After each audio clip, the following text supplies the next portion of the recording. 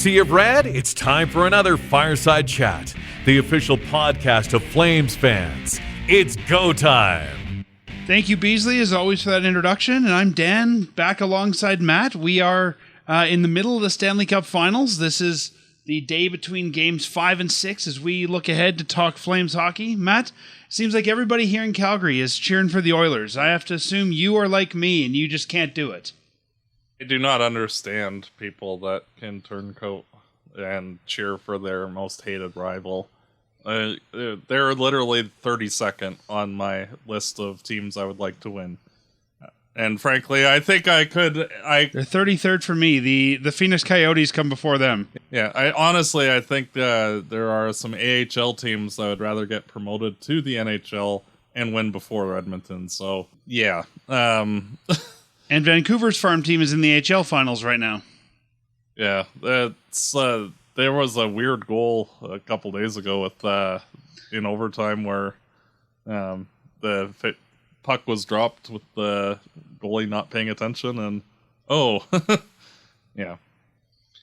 Well, that's I guess minor hockey for you, but. Yep.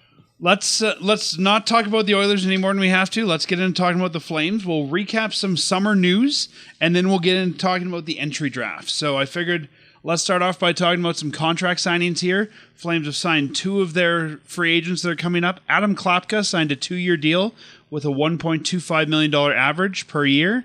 And Matt Coronato signed 7 years, $6.5 million per year. Any comments on those two, Matt? I think the Klapka signing is perfectly valid for what he brought this year.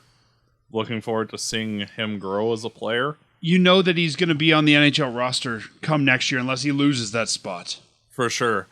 And Coronato, I think we nailed that estimation with both the term and the money value with his contract in our last episode. Because I think we said 7 or 8 years. Considering how terribly we did in our season predictions, it's good to know we're doing well on this one. Yep. Well, when it comes to dollars and cents, that's what matters. So we got that one right. That's right. So Matt Coronato's 22 right now. This makes him a Flame until he's 29 years old, pretty much. I think it's a good deal. I think the Flames might be, depending on how you look at it, might be slightly overpaying for him next year. But I think this is going to be a good. This reminds me of the team-friendly deals that we have Anderson on, that we had Giordano on, that sort of thing. I think this is going to be a deal that we're going to look at when he's 28, 29, and especially with the cap going up, and say, wow, that's a great value deal. Yeah, like realistically, if they signed him to like a 1-year deal, it probably would have got like a 4.5, maybe. So like, yes, in terms of that, like for the first year or two, he's overpaid. In air quotes, but with the cap going up, that $6.5 million, like if he continues to develop as he has, will be one of the best contracts in the NHL. For sure, yeah. And, I think it's also symbolic. I mean, there's been a lot of talk here with the Flames recently over the past couple of years about Americans not want to be here. And here's an American that just, committed 7 more years here. So I think there's a bit of symbology to that too, that, hey, here's a young American guy who, really, could have probably signed a bridge deal and made his way to free agency and left here, but he's committing himself to the Flames. I think that's awesome to see. Well, and that's the thing that with like the whole Gaudreau Tkachuk situation, that the Flames are actually learning their lessons after the fact. That not to play around with the players that are important to your team, and bridging Tkachuk just to have enough money for Frolik was a really stupid idea, and. It bit the team in the butt and basically imploded the entire team. So, learning from that, at least, Tkachuk is helping stave off the Oilers from winning a cup last year and hopefully again this year. So, best case scenario for that, but, not the best, we basically burned down our own house. So, learning from those mistakes and, perhaps like locking Dustin Wolf up long term wouldn't be a bad idea either after this coming season. I think it'll happen for sure. We've talked about this a little bit, Matt. Just want to get your take on it again now that we've seen the numbers. Adam Klapka signed 2 years, $1.25 million. Pospisil has 1 more year, $1 million. Do you think that for the roles they play on the lineup, Klapka pretty much could, at this point, replace Pospisil? Like, I'm starting to think we may not see Marty Pospisil in the Flames jersey come the start of the season. Well, basically, in my mind, Pospisil is a player where his value in terms of what he does on the ice is worth more than what he's getting paid. And it's one of those where if the Flames were to make a trade involving him and got another player or prospect that was better, or a good draft pick, like a first or second round draft pick for him, I think if you're moving him, you're doing it to clear a spot for somebody else. Yes, and with his injury history and his style of play, even if he is just an adder, like say the Flames trade Anderson and he's added to extract additional value in that trade, like that's a perfectly valid thing to do. Or even the Flames were to flip him for a mid-round pick. And, that's where, like, having redundancies gives the management some flexibility. It's sort of like how the Flames now have a Coleman replacement in Joel Farabee, where they're basically playing the same role. Pospisil and Klapka are also playing the same role, and it's not necessarily... does not make the most sense to have both of the guys playing the exact same position. You can actually switch it up. Yeah, and if we look at it, I mean, I think if you look at that fourth line, it's going to be Lomberg, of course. I think Klapka on the wing. Pospisil I didn't like as a center when they tried him last year. So I think that probably goes to Justin Kirkland. So Pospisil could, I guess, stay as your 13th forward, but I think at this point, if there's value there, I would not hesitate to move Pospisil at this point. No, and realistically, the Flames need to acquire another center. As good as the Kirkland story was this past year, frankly, we need to lock up that fourth line center spot with an actual NHL player that you can actually count on. And that's not to slight Kirkland, but he did kind of come out of nowhere, then got hurt immediately. And like there was no opportunity for him to regress, which was a potential outcome had he not been hurt. Like, we could have got to the halfway point of the season and Kirkland could have been back in the minors. But, he got hurt right when he was still hot. So, and the Flames, like, having to, cobble together, insert random player here as fourth line center is not a formula for success long term. No, but I think there's also a couple guys from the AHL currently that you could bring up there. Like, that's why I think they might just want to be able to make some room. We'll see what happens there. Not only do we have some changes, I guess, changes in personnel, not really players because those guys are here, but changes to the coaching staff. We saw last year a weird coaching mix. We had Brad Larson leave the team for personal reasons, and Trent Cull, I don't think we've ever seen a player, quote-unquote, called up from the AHL, which is the way the Flames said this, and he got called up from being the head coach of the AHL to an assistant coach in the NHL, and then after that, the AHL team went through 2 head coaches. They had another guy who took over from down there. He had to go get surgery, so Sutter's kid, Daryl Sutter's kid, took over, and it was his first year, so there was kind of a coaching mess down there. But with all this happening, Trent Cull has officially been promoted to a assistant coach for the Calgary Flames for next year. Brad Larson will return, and because of this, Dan Lambert, who's been an assistant coach for 2 seasons now, 2023-24 and 24-25, will be leaving the team. So he's been the guy that's managed the defense. Any thoughts on the coaching change, Matt? Not really. I thought the coaching staff did an excellent job, both before Larson left and afterwards. So I have no real problems with that. Lambert I leaving. like bringing Cull up because he's a good developmental coach, and this is still a team, as much fans may not want to admit it, that is rebuilding and building young players, and Trent Cull's good at that. So I'm glad to see him on the NHL staff. Mm-hmm. And hopefully that'll mean that, I think the Flames have been doing a really good job of bringing in good development coaches. Him, Mitch Love before him. So it'll be interesting to see who ends up in the head coaching job for the Wranglers. I agree. I don't think it'll be an internal promotion. I'm hoping that they're bringing in somebody from outside who has some head coaching pedigree, maybe at the WHL level or the ECHL level.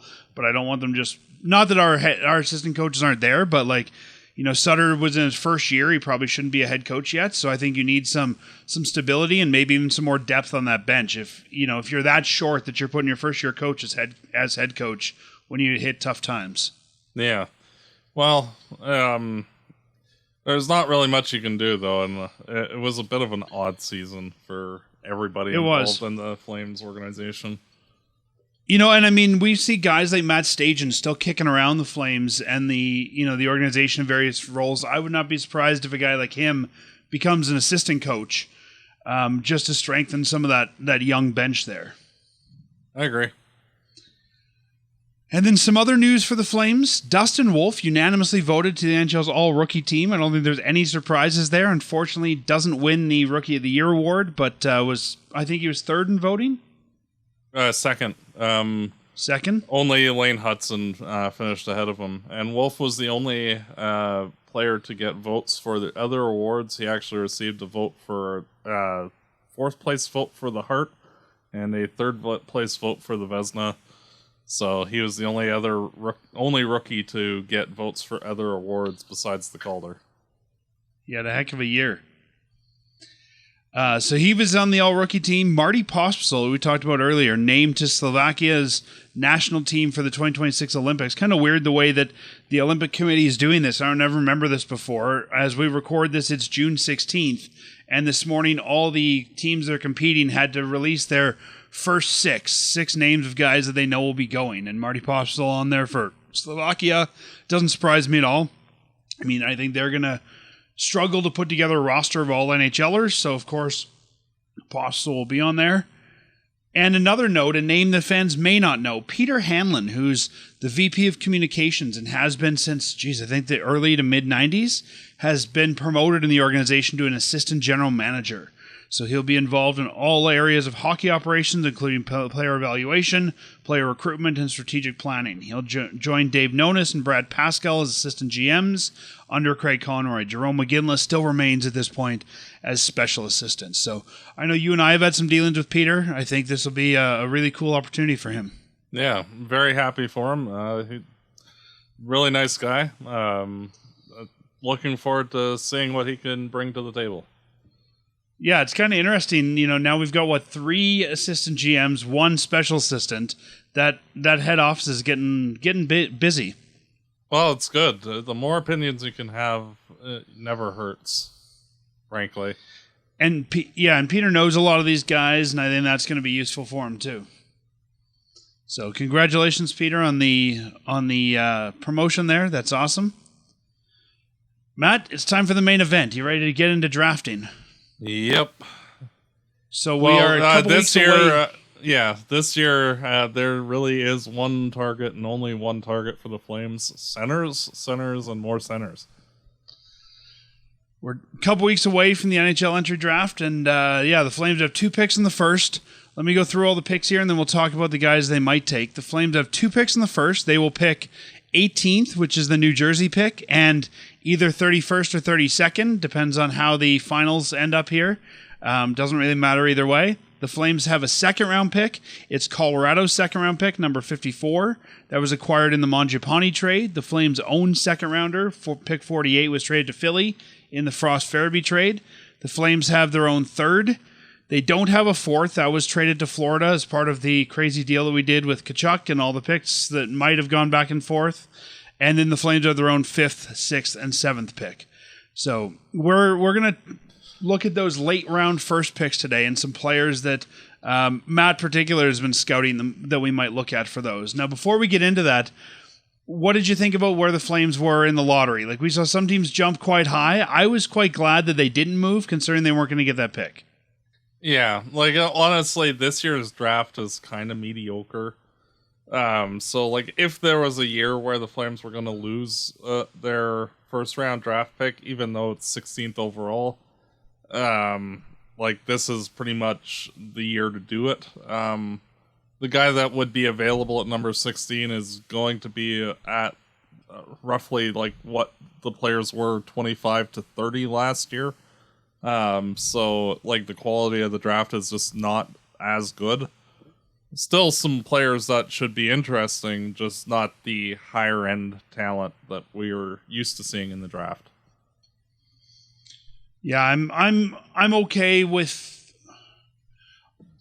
where the Flames are at in this draft. I don't think that they would do much better unless they were inside the top 10. Whether they're 16, 15, 18, the way I've kind of looked at it is there's a group of guys there that you'll be happy to get any one of them. Yeah. And realistically, there is a group of centers that are available from like up to about pick 12. There are plenty of centers, and then it seems to be mostly wingers and defensemen for a while, and then like once you get to like 20 to 30, there's another pocket of centers. So depending on how the actual draft goes, if none of the upper group falls, the Flames might also benefit from potentially trading back a couple of picks, depending on like if they have like 3 or 4 guys that they're interested in, that, you know, it might make sense to get an additional late second round pick or a third round pick just to move back 4 or 5 spots.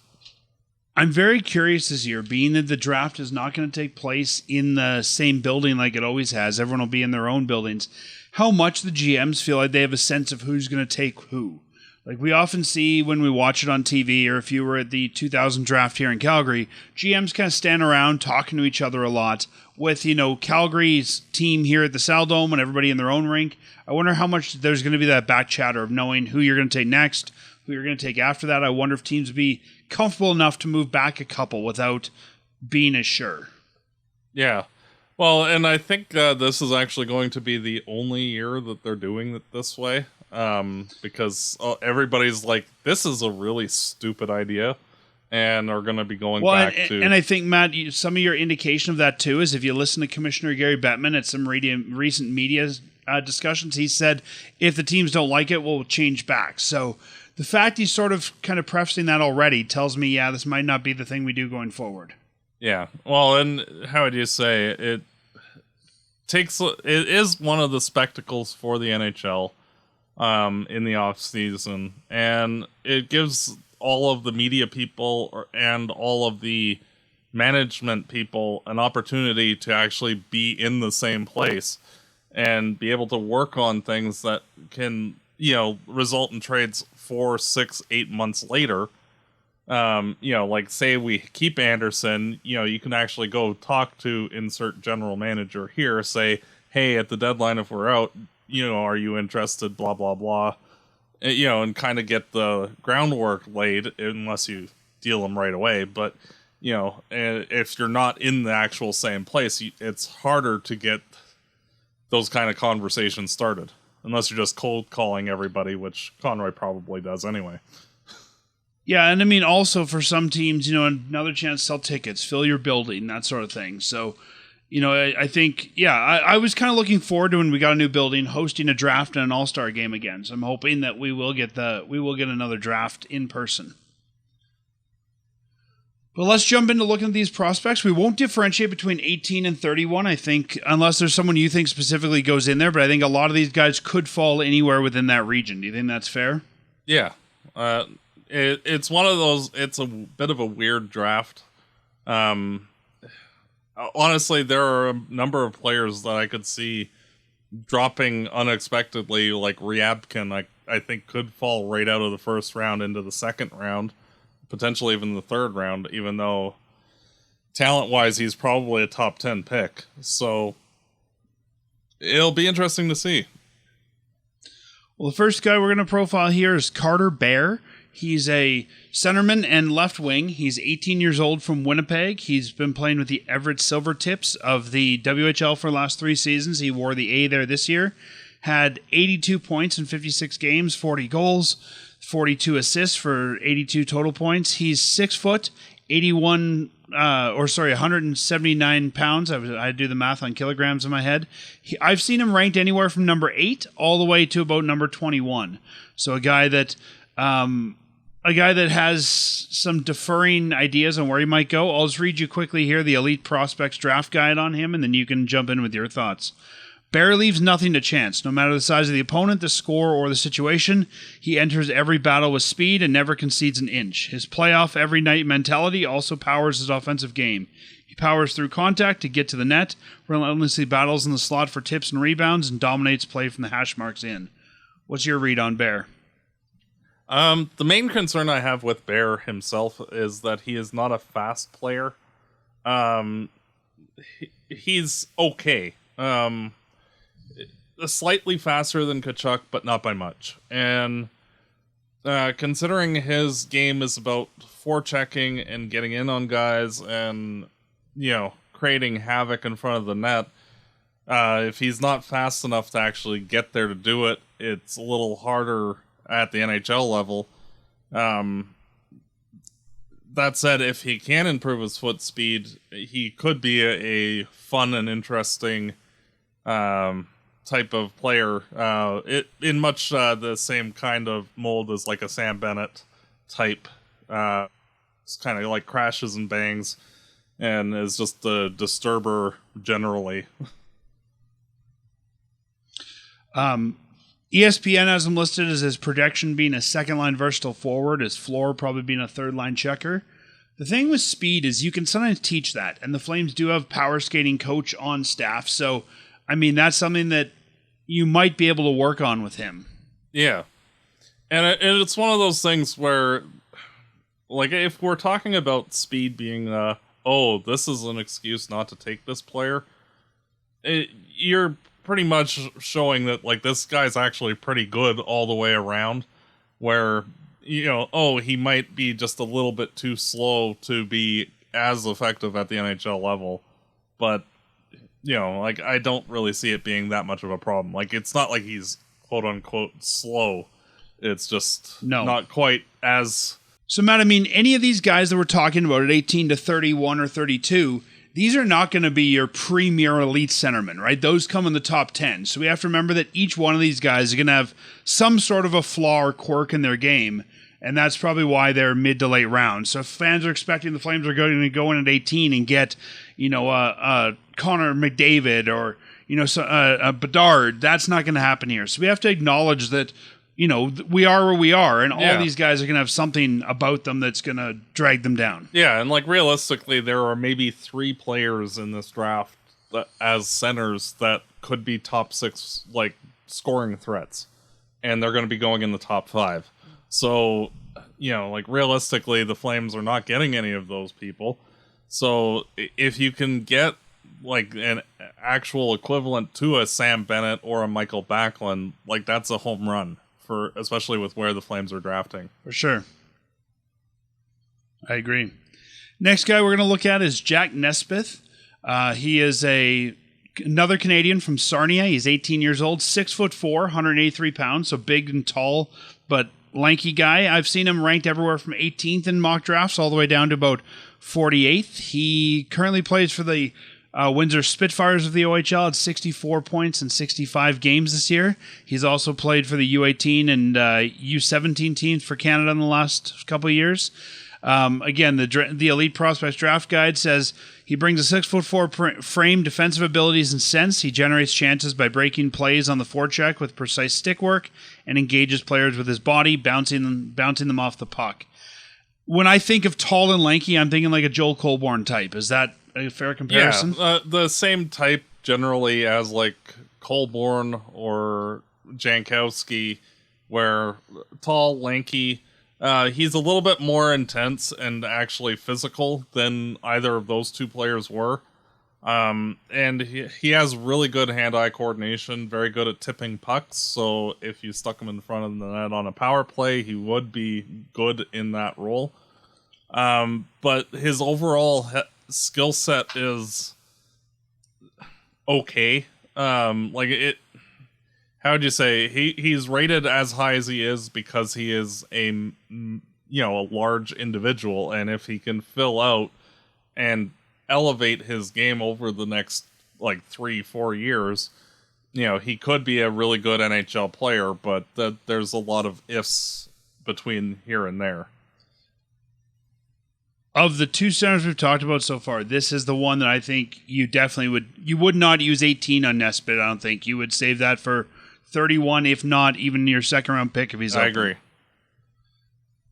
He's the guy that I think it's sort of like a Keegan Kanzig. I think he will go higher because of his size, but I think he has a lot to work on in his actual game. Yeah, this seems to be what the type of player that Toronto selects just in general. In the first round, that Canadian big-ish guy that doesn't really translate.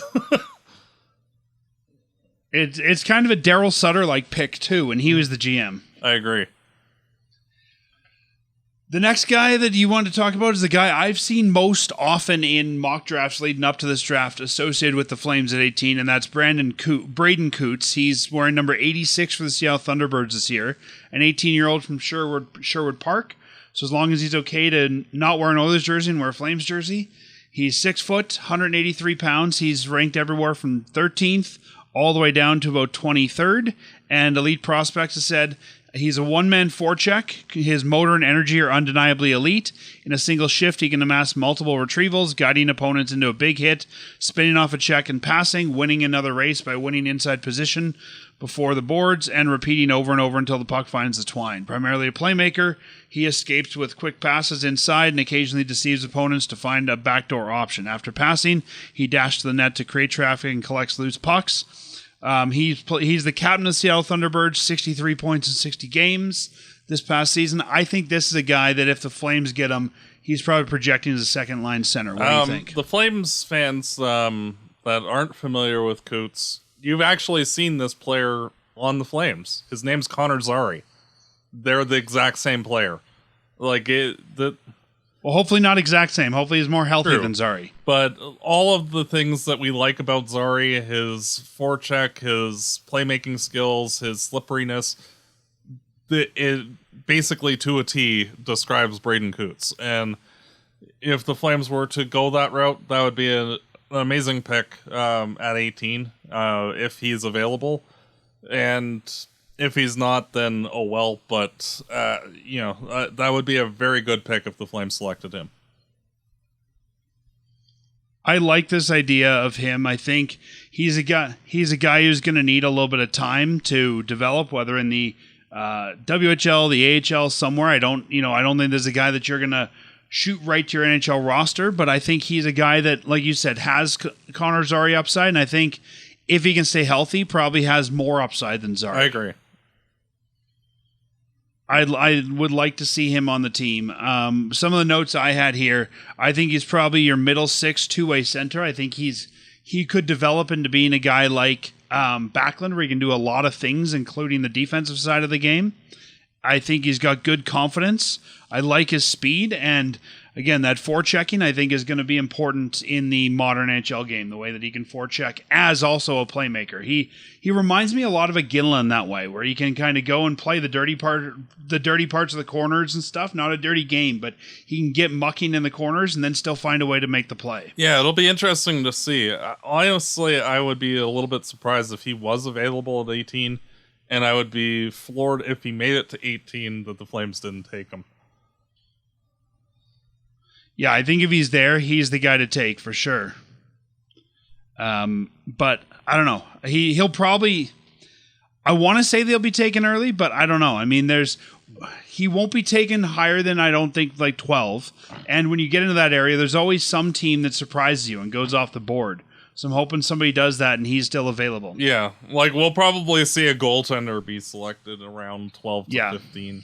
And, like last year, there was a number of defensemen that went randomly in that range. So who knows? We'll see. The next guy, another Canadian, Cole Reschny. He's a forward. He's 5'10", 187 pounds from Macklin, Saskatchewan. He's been ranked everywhere from 14th overall by Craig Button all the way down to about 37th overall by Draft Prospects Hockey. A guy who has played in the university system. He's committed to University of North Dakota for next season, but he played for the Royals last year in Victoria, the WHL. 92 points in 62 games. And his scouting report, again from Elite Prospects Scouting Guide, is a highly efficient passer in both open ice and down low. Reschny is a consistent threat. He spaces the ice well, always positioned to be the link between the two teammates and ready to catch, fake, and pass a teammate in scoring position. A highly detailed player, he makes a lot of subtle plays to create dangerous offense, often through his proactive movement and rotations. What do you think of this guy, Matt? Very slippery, dynamic offensive player. And if you're just wanting pure skill, he would probably be the guy I would go with. Very slick on the ice, and just a nose for the net. And the only problem is that he's only 5'10", but he is, solidly built at like 187 pounds. So his lack of height shouldn't really hinder him too much.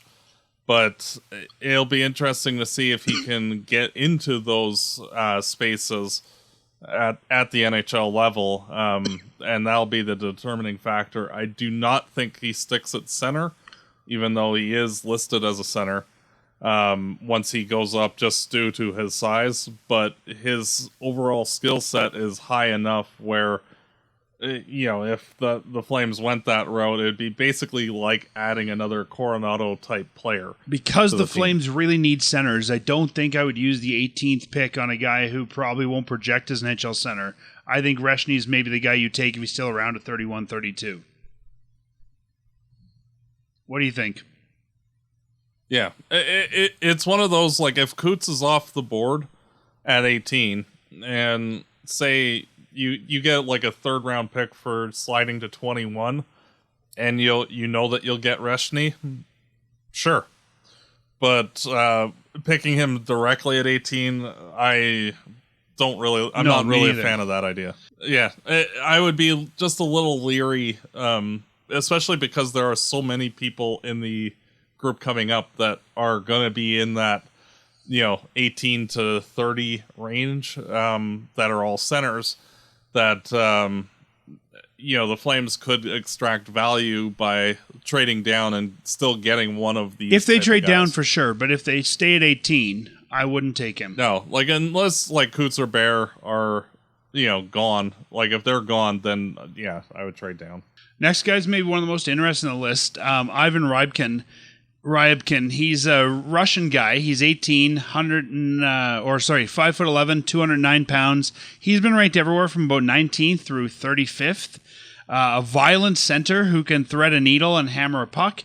His best elements are shooting, passing, and hitting. One-timers from the flank, quick release wristers, skillful in tight directions are his top scoring tools, and he has the hands to create space for shots off the rush.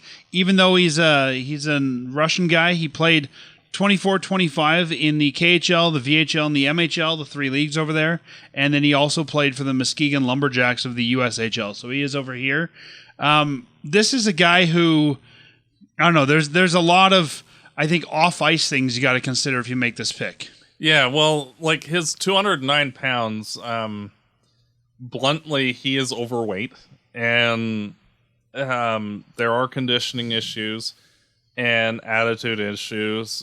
And he's interacted poorly with his coaching staffs, which is why he's been on 4 separate teams. Yet he realistically is a top 5 to top 10 player in this draft in terms of skill. And it's one of those, can you manage him to, work through all of that nonsense? And, like we saw previously with Rasmus Andersson, who similarly had some attitude issues and conditioning issues when we drafted him. Part of the reason why he fell into the second round was because of that. It's one of those things where, if you can get that player to actually work with your team, like this is a home run pick, but because of all the off-ice issues, it's really, really hard to justify spending a top-tier asset on him. I don't think I can't see a scenario where the Flames take him in the first round over all these other guys that we're talking about. Like, I think this might be an interesting flyer to take if he's available in our second round pick. But there's no way to know if he'll work well. You can't just have him, put his hand on the NHL rulebook and say, I promise to play nice when I come to Calgary. I think for a team that's rebuilding and needs a steady stream of prospects, I'm not sure I'd take that gamble right now. Yeah, like if the Flame, like he fell to the Flames second round pick, sure. Honestly, I see him probably going in the 35 to 38 range, with, a team that's, not very good and that has a lot of draft picks. Say like a Chicago type team, just as an example. Yeah, I mean, if we had two or three second rounds, I think that'd be a great time to take him. Yeah. It's just unfortunate timing. Or even timing. if this was the last year of the Flames rebuild and they didn't need, they had a great prospect depth already, and you said, let's throw a flyer out there. But I just don't think for where the Flames are, this is the guy you want right now in your first round picks. No. Attitude matters, unfortunately, like it depends on like if the concerns are overblown or not, and the only way that you can tell is via the in-person interviews that the prospects have with the management groups, and see how he interviewed, and it'll be quite telling how far he drops based on all of that. Yeah, it sure will. Next guy on your list is Bill Zonnon. Bill Zonnon's from Montreal. He's an 18-year-old. He's listed as a left winger, I think officially. He's 6'2", 190 pounds. He's been ranked everywhere from about 15th all the way down to 32nd or 34th, depending on what you're looking at. Zonnon constantly supports teammates in all three zones, jumps into the defenseman on the back wall and gets the puck back, offers timely passing options and moves the puck quickly in transition, orchestrating clever passing plays and entries in the offensive zone. When no play is open, he falls back on his forechecking ability. Defenders retrieving the puck better hurry their play when facing Zonnon. If they take too long to pass, the forward becomes barreling down on them, pinning them to the wall, freeing the puck with his stick, and moving to an open teammate. He's been playing for the Huskies in the QMJHL for the last couple of years. 83 points in 64 games while wearing the A this past season. What do you like about Zonnon? He is one of those players where there's not really any particular weakness in his game. He is just generally good at everything.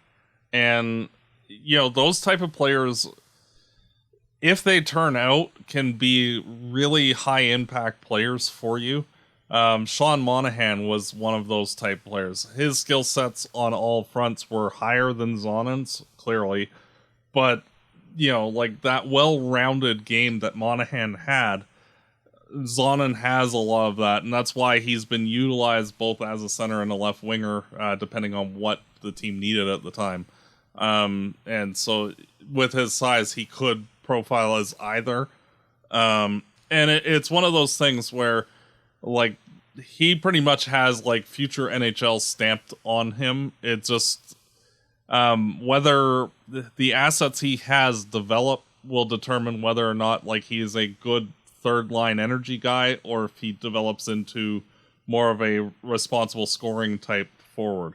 To me, Zonnon, from what I've seen, still looks pretty raw. I think he's got a lot of tools that could be, but I think if this guy doesn't put the tools together, he could see a career as a high-end AHL player, or he could develop, into an everyday, like you said, third, second, maybe NHL centerman. I think there's a lot of wiggle room there, and it's going to be how you can leverage a lot of that raw talent. But very interesting to see, and usually players that are as well-rounded as he is tend to do better especially in the mid to late first round.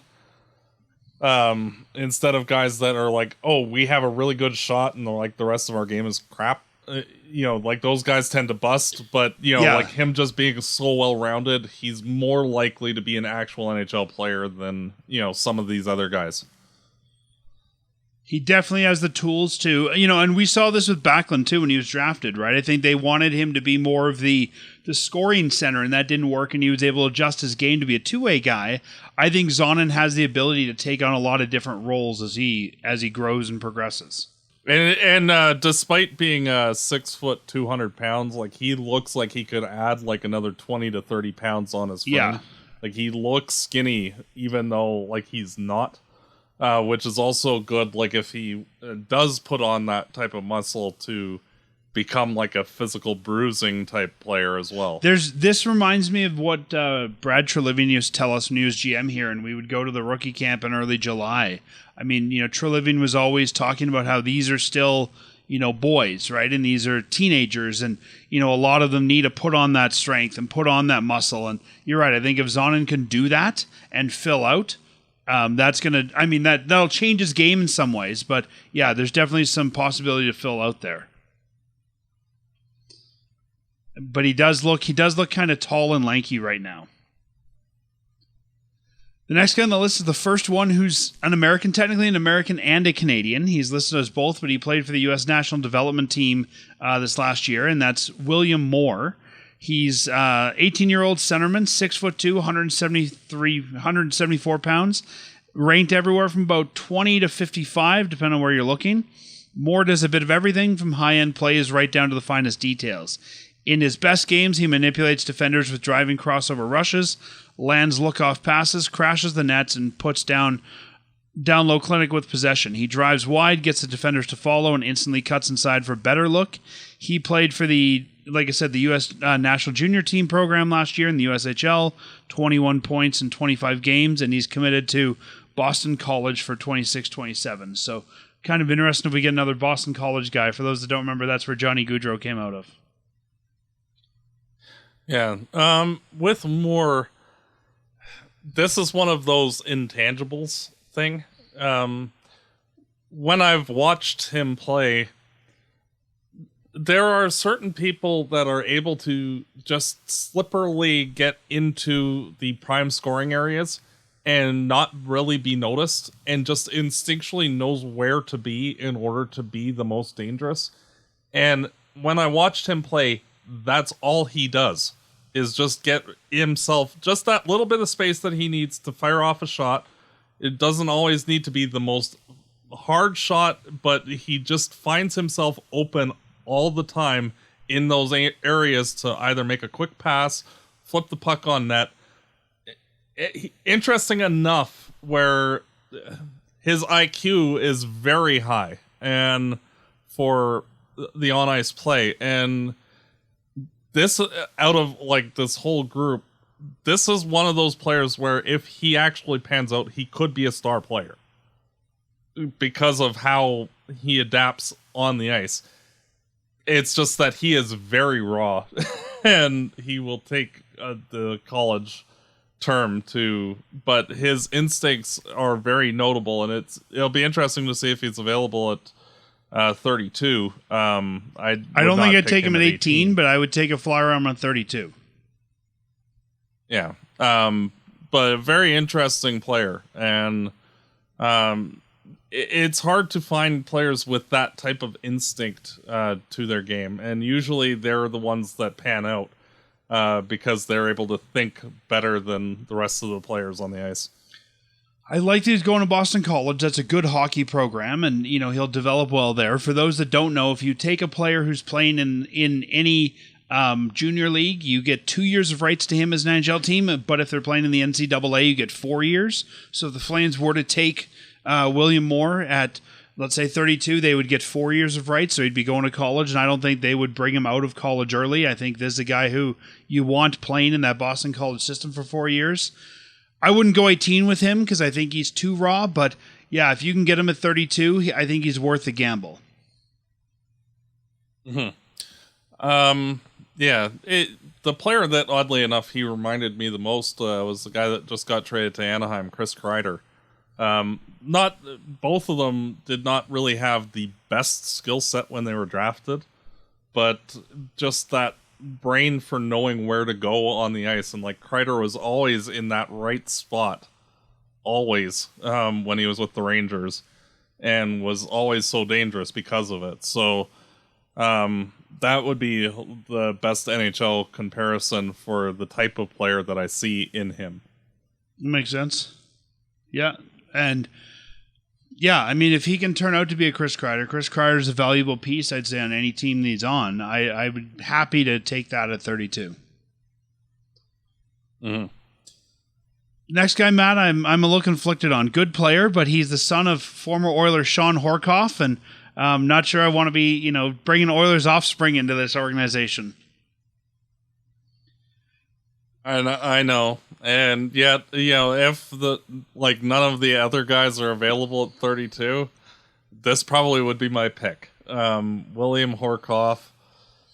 He's 6'5", 200 pounds, and he is a very big center, very defensive minded. He's not going to be an offensive player, but just like his old man, he does play but the defensive side of the game, he is so good at it that he would be worth the first round pick, because you're basically replacing Michael Backlund with a 6'5", likely 220 pound version of him when he plays in the NHL. And yeah, like you need a good face-off guy. Horcoff's one of the best in this draft, if not the best face-off guy. And, it'll be tough for people to win draws against a guy that's that big. He's from Birmingham, Michigan, so he's a U.S.-born player. I've seen him ranked everywhere from 29th all the way through about 57th. Horcoff's defensive dimension stands out as a separator, like Matt said. His game's fueled by physical skill and proactive reads. His range, strength, and subsequent lane clogging further enhances disruption qualities. Off the back check, he's a Goliath, pressuring puck carriers to the outside, swinging into inside positioning, and leveraging positioning and processing to create stops. Furthermore, he's a skilled playmaker who leverages time and space to break down defenders into overreactions. He played for the U.S. National Development Team this past season, and also first year playing for University of Michigan, where he's committed. So another guy that'll be a college player. As much as I don't like that he's the son of a Oiler, I do like him. I wouldn't take him at 18, but if he's available at 32, I think, like you said, he's a good player there. He fills that Backlund role. He fills a little bit more of that defensive sort of mucker role, and I can see him. He's never going to be your top two centers, but I can see him being a great depth piece for the Flames for long term. Well, and that's the thing, like, especially with this draft not being overly good overall, and like the fact that the Flames will need two centers to be top six centers at some point, and the fact that we're basically in year 2 of a rebuild, we still have like next year's draft and the year after to, like our first round picks, plug that guy in as a center into the top 6 role down the line. And if you can get guys that are going to be legitimately good options for the third and fourth line center, when they develop, you can basically start to lay the foundation of being a cup caliber team. And a guy like Horcoff, much like how like Chicago, when they had guys like Bolin and Bufflin and Brouwer and, before they got Taze and Kane, like if you can get those kind of foundational depth pieces into your organization, I think it's a really good idea. And getting a guy that's just huge like Horcoff, like we've seen how effective both Pospisil and Klapka have been.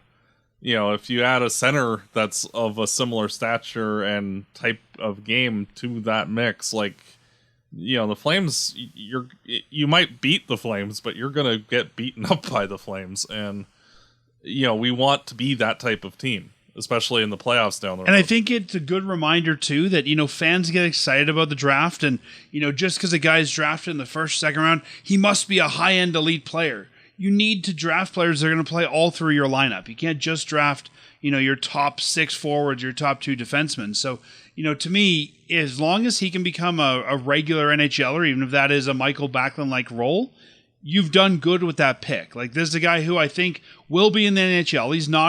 He doesn't have as much upside and downside as a lot of these guys do. He will be in the NHL. I think it's just a matter of where he is in the lineup and how much his game can develop.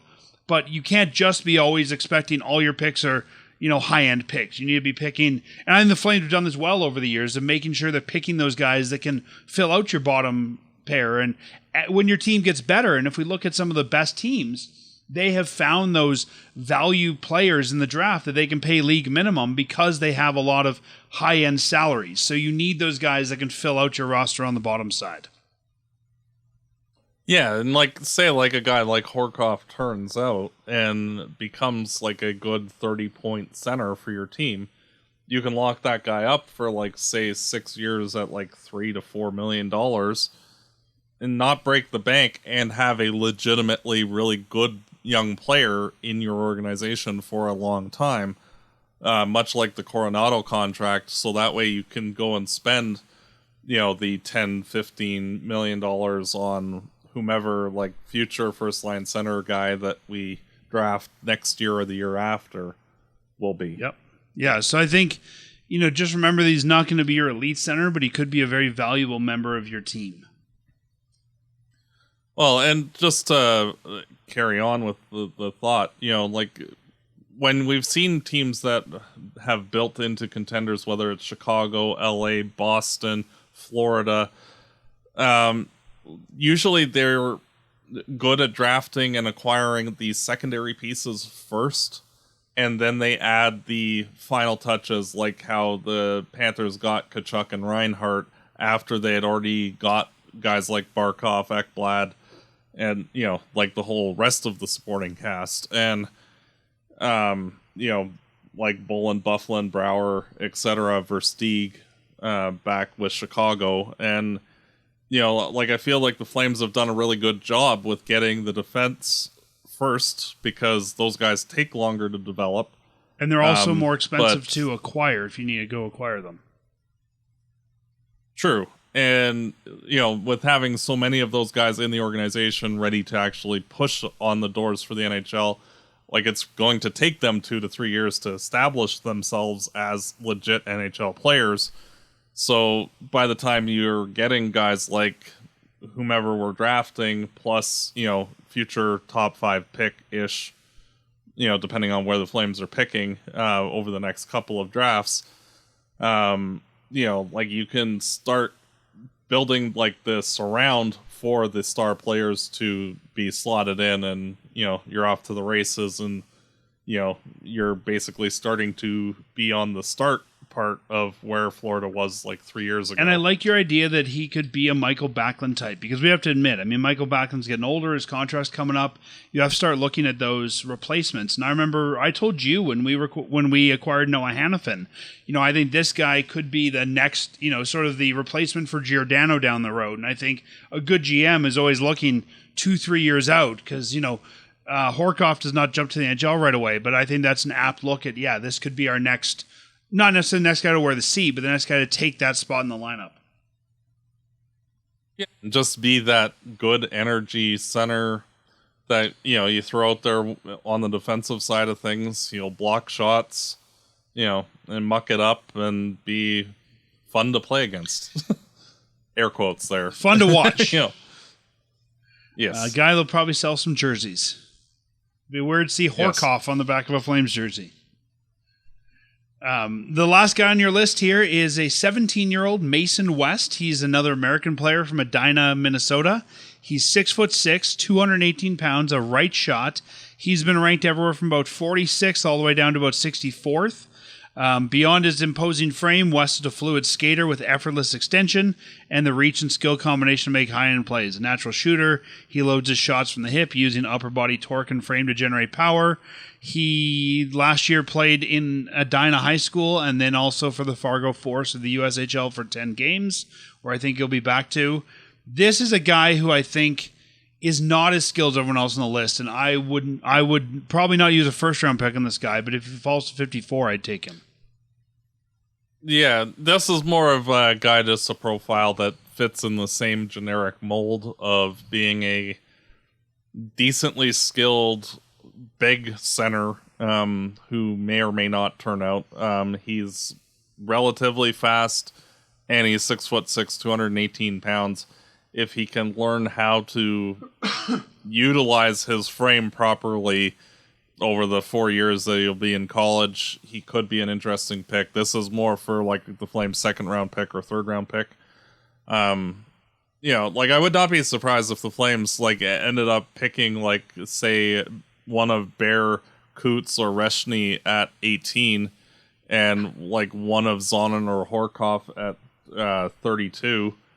And then, Ryabkin, if he falls to 54, or someone similar, and then, get, like, projectable guys like West. I don't think West will fall to 80.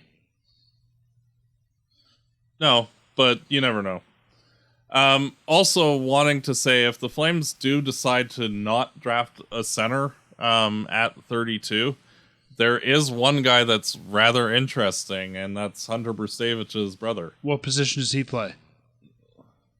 Also defense. So we could have the Brew Bros. It's like back when Dallas had Darian and Kevin Hatcher.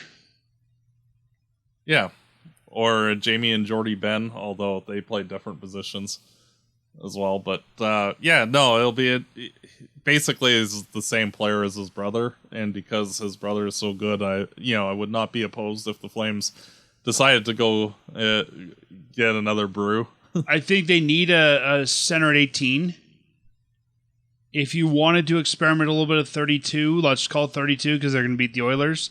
I'd maybe be okay with that, but I would be most comfortable if the Flames take 2 centers in the first round. Same here. Like, honestly, I would kind of prefer it if the Flames just took centers all the way down, and with every Except single for, pick. as you always say, one goalie. You got to take one goalie a draft. Yeah, I honestly might make an exception this year and just say Wolf did greght. Take a year off. Or maybe you say, you know what other center in there. diamond can we find in the 7th round? Yep. I think I don't think they'll take centers all the way down. I mean, they've got a lot of picks here. I think I'm expecting at least the first 2 picks to be centers, if not the first 3.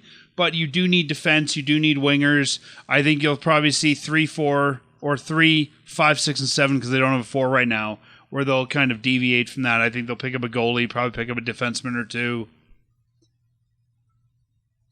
Yeah, it's just one of those things that because like they're now actually stocked fairly well with defense and goaltending at the NHL level and the AHL level, that they can kind of get by for a draft or 2 without needing to like use a higher end pick on those type of guys. And with the Flames, frankly, huge success last year in getting Braeden, Basha, and Battaglia in the top 60 last year. They've set themselves up very well on the wings as well. So that's why I kind of would prefer them just, going center crazy this year. But like you said, they've got again, a couple years to acquire those centers. They don't need to acquire them all this year. No, but how would you say, the Flames don't really have any center depth organizationally? Even just guys that will profile as being, the third and fourth line centers. They are trying to kind of convert Honzig into a center just because of how scarce they are, even though Honzig really should be a winger. based on how he plays. I get what you're saying, but with guys 3 years out, I think you've still got some time to collect those players. Yeah. Oh, yeah. And I would definitely not be opposed if the Flames utilize some of their excess players to acquire young centers, whether that's prospects or additional draft picks to use on centers. One way or the other. Like, they just need to, much like they did a couple years ago where they got a whole bunch of defense prospects, both at the trade deadline and at the draft. The next target to address is the center position, I think, and go a little bit ham on trying to get as many guys. And then, evaluate after the season and see exactly what you need for the 26th draft. Yeah, I get what you're saying, but I don't want them to just take centers for the sake of taking centers. I think by round 3, take best player available.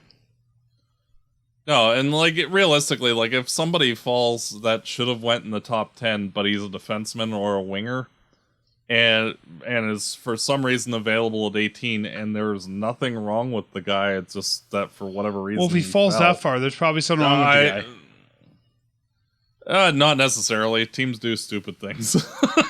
Especially in the middle of the draft, there's always somebody who falls where it's and usually that guy is perfectly fine. He just drops 7 spots for no reason. And yeah, I mean those are the outliers, right? And you like to always point out those outliers, but taking that out, I think you go center for the first 3 picks, and then I would do just best available after that. Yeah. Well, and that's why, if I'd say 32, Brustevich is available, and there's not really anybody else that's, top tier at that level, say Horcoff goes at 29, say, I would probably go with Brustevich instead, even though, he's a defenseman, just because of skill set, but we'll see. Of the guys, that's the fun part of the draft. Of the guys we've listed, and let's throw Brustevich in there. If you were Craig Conroy and if all these guys are available and you're going up to make pick 18, who do you take? Me too. Cootes. If you're going up to make pick 32 and they're all available except Cootes now, who do you take? Well, I'm assuming Bear's gone because he's supposed to be in the top. Okay, well, sure. Let's say Bear's gone. Let's say Cootes is gone, and Brustevich is on the board. Honestly, I'd probably go Horcoff. Just because of organizational need. And it's one of those where, Brustevich is the better player. That one's a coin toss, and if you want Horcoff, I think you could probably trade out of 32 to, say, 35 and get him. Well, and that's the thing. What I would try to do is flip a player to, insert, team with 33 through 40 to try and get their pick, and here, take Blake Coleman or whatever, for the second round pick and use that on Horcoff if, but I think that the Flames would kind of know exactly what's on the board at each of the, who everybody's going to be taking over that next span anyway. So yeah. We'll see. If it was me at 32, I would probably either take Zonnon or Horcoff. Yeah. That's the toss-up for me. It would be Zonnon or Horcoff. Yeah. So with that said, we've said that the Flames need forwards. I think there is a need for goaltending as well. We've got Wolf up. We really don't have another, even I would say outside of Cooley, we don't have another great even a serviceable goaltender waiting in the wings yet. So I think they've got to take at least one. Yeah, realistically, unless the Flames decide that they need to use a first round pick on a or a goalie or a second round pick, and there are plenty of goalies in that particular draft, then sure. But frankly, the goalie crop is not really impressive this year. Even the guy that's supposed to go in the first round, he's okay. It's they need somebody to go that high, and I just don't view him as being as good as guys that have gone in the first in the past few years. So, like if the Flames find another goalie from an obscure place in the middle of nowhere, like they have the last few years with some of their guys, sure. But, I'm not overly concerned. And, like, in a better goalie draft, I would probably use a second-round pick on a goalie, like, 2-3 years from now. Yeah. I wouldn't go that far, but, I mean, if we look right now, they have Devin Cooley, who looked good last year, but sort of cooled off after Christmas. They have Arseny Sergachev, who I still don't know what we've got there at 22 years old. Walteri Ignatieff, who I think might go back to Europe. Connor Murphy and Owen Say. So I think you need to put another. Yeah, they also got Igor. I think you need to put another goalie into that system. They also got Igor Igorov and the guy they drafted last year as well. Oh yeah, sorry. These are all the guys that are sort of on pro deals. Yeah, I don't think Igor Igorov amounts to much. Yeah, the other guys, we'll see. Still too young. So yeah, we'll see. Like both of those guys are just darts blindly thrown at the board and see if it gets anywhere near the bullseye. So I have 3 draft questions for you here. I'll answer them after you answer them. The first one, can the Flames get the player they need with picks this late in the first? Yes, but if you walk into this draft expecting that you're going to get a top tier player, you're going to be disappointed. Like even the number 1 overall pick is a guy that might be a first pairing defenseman. Like, he's not that good. And even Misa, who's the best center available, is kind of in the same mold as Sean Monahan.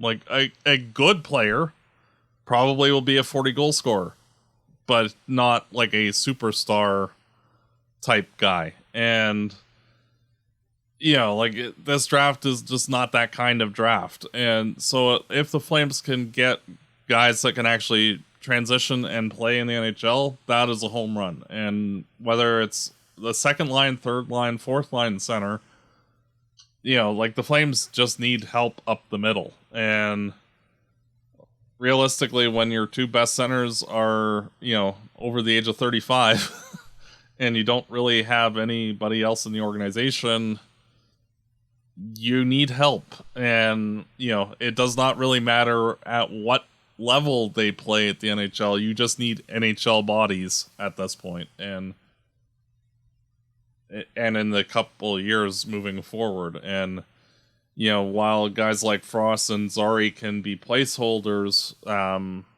up the middle for a while, like you need to get legitimate guys that can be there for the long term and be effective in their roles. I don't think you get your number 1 center going forward in this draft by any means, nor do I think they should trade into a position to do so if they could. But I think you're going to get a lot of potentially good NHL players who could be key pieces of your roster, right? And you need, if you're going to be a successful team, I mean, look at the Florida Panthers right now as they take on Edmonton. They need 4 lines and 6 defensemen to be successful. And I think you can get a lot of building block pieces in this year's draft. Yeah, honestly, if our pick at 18 ends up to be like a variation of Sam Bennett, that's a home run. You know what I mean? Or even Michael Backlund. If they're a useful player that you can have on a cup challenging team, that's a home run. And, that's why a guy like Brady Martin, whose skill set is probably, more indicative of the guys that would be going in the, 20-ish range, is probably going to be a top 5, top 10 pick because of his, agitating Sam Bennett-like game. So, it's not even just about looking ahead to can this player make the NHL, but also looking ahead to, if we're a cup caliber team, can this player develop into something useful for that organization at that point? And that's why I'm a little higher on Horcoff than some of the other people, just because of his frame. But, like, if the guy can be useful, like, I'm happy. Generally, I'm not as fussed on position or whatever. If it's the right type of player, that's the important part. Question number 2. Do you see the Flames trading into the top 10? And if so, what do you think it's going to take? The Flames could trade up into the top 10. My question is, why would you bother? This particular draft is not very good. And unless, like, the top 10 pick is, like, the centerpiece in trading Rasmus Andersson, then sure, as long as we're not adding very much beyond. But frankly, Andersson, for the player that you would be getting, say at like 9 or 10, is approximately fair value. Like, yes, the pick number is hyped, but for the actual prospect himself, not really. And frankly, like, the Flames, if they were to utilize Andersson in a trade, it'd probably be better to get somebody who's a little further developed, just because of the hype. I was going to say, I think if the Flames are trading for Andersson, the key piece is going to be a roster player. Or like a future year's first round draft pick, not this year's. Because if like the Flames got, like say the New Jersey trade return for him, like that would be a fairly good trade. It's just having to see, if that kind of a deal is out there. Yeah, I don't think the Flames would do what it takes. I mean, they really don't have anything to trade but Andersson. That's going to get you into that, that top 10. And like you said, if you are moving into a top 10 pick, I don't think I would do it this year. I don't see a scenario where the Flames would make that move because I don't think the value is high enough. Like I would not trade Parekh for the first overall pick this year. Like, I think Parek's a better player than. And I think we can all say the Flames probably take a step back next year, so they'll probably have a better pick already. Yeah. And I think if you get, say, 2 top 10 picks next year, that might be better strategically. Yeah. And the last question, do you see Andersson moving at the draft? I would, bluntly, I would be a little floored if he was still a Flame after the draft. Yeah, and, like, frankly, the Flames, organizationally, like, they need to blunt themselves without, blowing up the team. And, trading a guy like Coleman, who's redundant because of Farabee, trading Andersson because of Parekh coming up, both of those deals make sense. You're getting the younger guy into the roster spot that you're hoping that the current guy is in.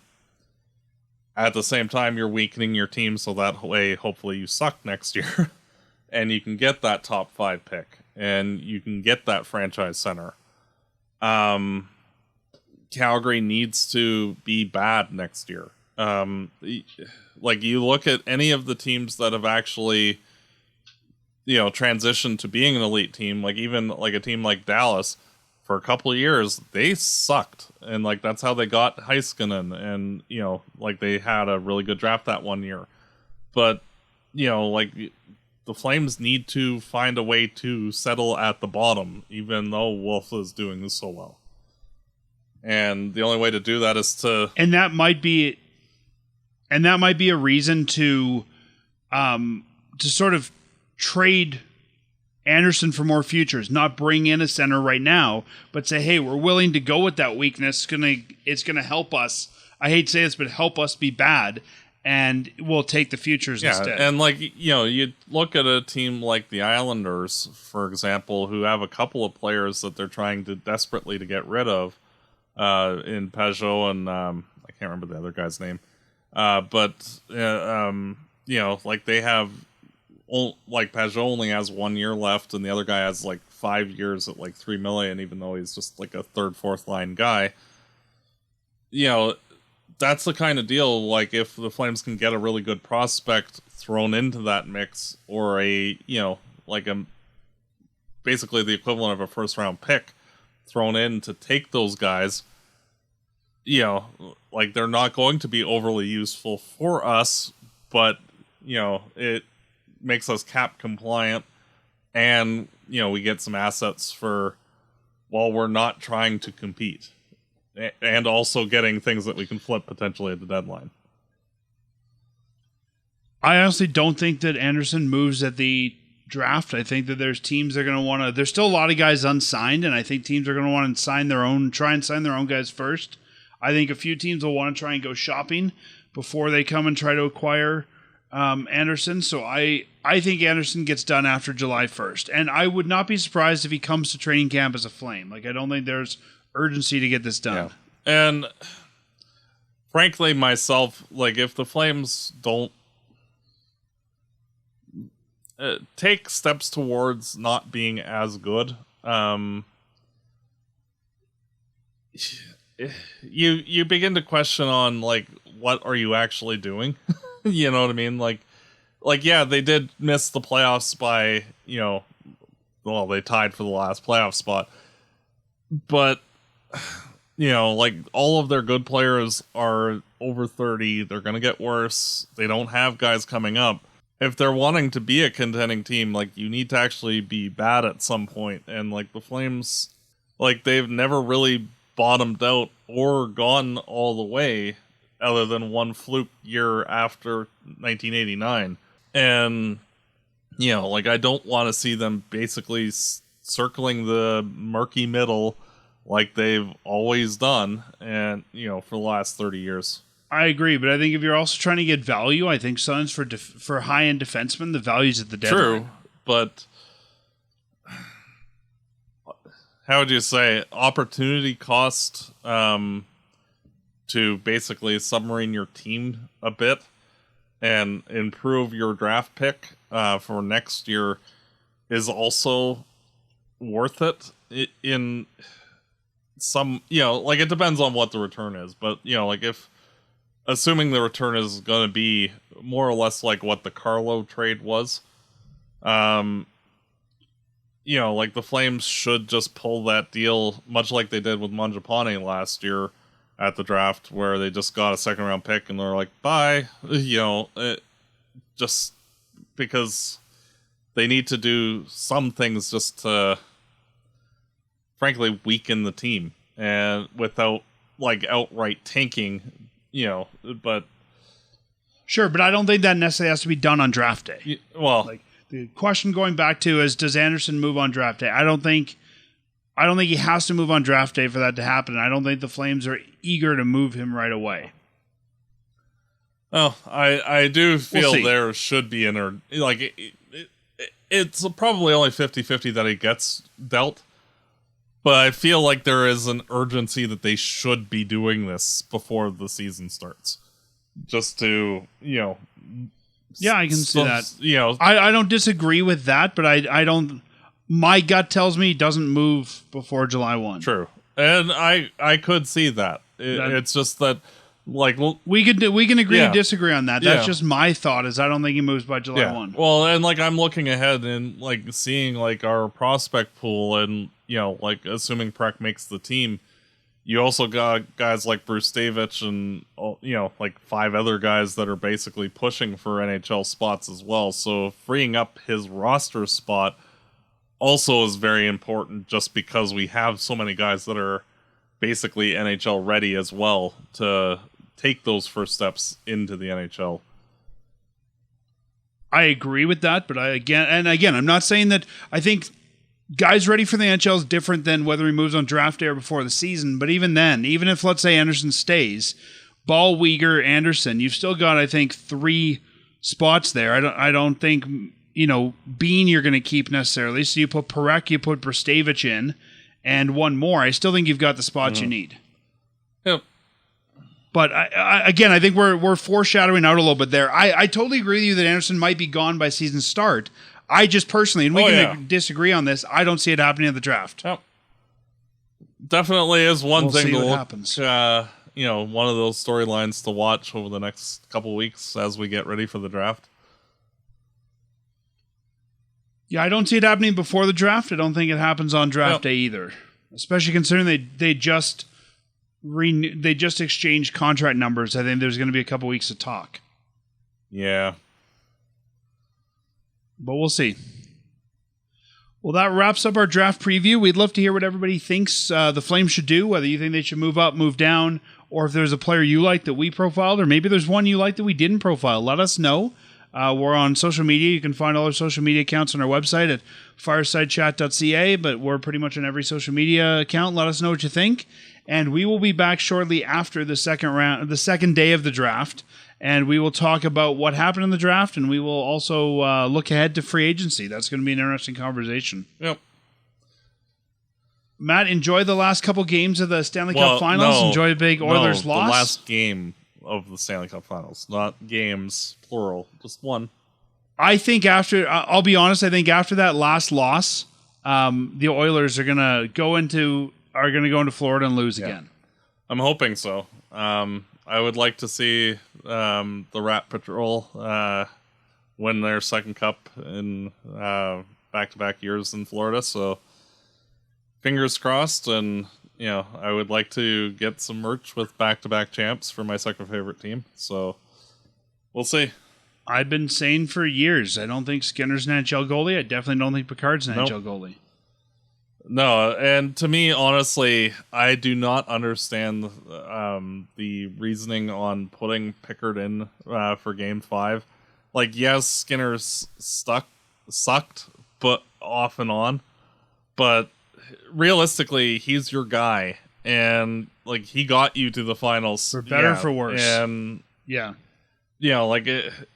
much like how the Stars alienated Jake Ottinger in the previous round, I honestly don't know how you can go into next season with either guy in the net. Like, they need to completely change their goaltending for next year, one way or the other, because you've more or less said to both of them that we don't think you're good enough, and that's just not. It's hard for the rest of the team to have confidence in their goaltender when you never know which guy's going to show up. The guy that's going to give up 6 goals on 20 shots, or the guy who's actually going to stand on his head. Let me clarify what I said earlier. I think that Stuart Skinner can be an NHL goaltender. I don't think he's the starter that you ride to a Stanley Cup final. Yes. And I think Pickard's an AHL goalie. Yeah. Well, honestly, the way I look at it, Vladar is probably better than both of them. And, he's... Maybe he'll end up in Edmonton. We'll talk about that when we preview. I wouldn't be shocked, actually. Well, and as always, go Flames go. Also, the Oilers suck. Fireside Chat is hosted by Dan Stevenson, co-hosted by Matt DeBorg. This episode produced and edited by Peter Marino. Fireside Chat is licensed under Creative Commons license. For full license details, visit firesidechat.ca.